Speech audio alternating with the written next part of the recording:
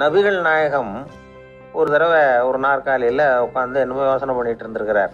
அப்போ அவரோட உடையில ஒரு கீழ்ப்பகுதி தரையில் படிஞ்சு கிடந்திருக்குது. அங்கே விளையாடிக்கிட்டு இருந்த ஒரு பூனை அது மேலே வந்து படுத்து தூங்கி போயிடுச்சு. தொழுகை செய்ய வேண்டிய நேரம் வந்துட்டது. நபிகள் நாயகம் எழுந்திருக்க பார்த்தார். அப்போ தான் பூனை தன்னோட உடை மேலே படுத்து தூங்கிட்டு இருக்கிறது கண்ணில் படுது. பூனையோட தூக்கத்தை கலைக்க விரும்பல அவர். தன்னுடைய சகோதரியை கூப்பிட்டார். ஒரு கத்திரிக்கோள் எடுத்துகிட்டு வர சொன்னார். பூனை படுத்திருந்த உடைப்பகுதி மட்டும் இருக்குல்ல, அதை மட்டும் அதோட கத்திரிச்சு விட்டுட்டு அதுக்கப்புறம் அவர் எழுந்திரிச்சு தொழுகைக்கு போனாராம். அதாவது பிற உயிர்கள்கிட்ட எப்படி அன்பு காட்டணுங்கிறத பெரியவங்க எவ்வளோ விதத்தில் நமக்கு எடுத்து காட்டியிருக்கிறாங்க.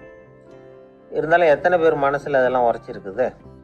நாமளும் நம்ம ட்ரெஸ்ஸு மேலே ஒரு பூனை படுத்திருந்தா ஒரு கத்திரிக்கோலை தான் தேடுவோம், எடுத்துகிட்டு வர சொல்லுவோம். துணியை வெட்டுறதுக்கு பதிலாக இல்லை அதோட வாழை வெட்டினா என்ன அப்படின்னு தோணும்.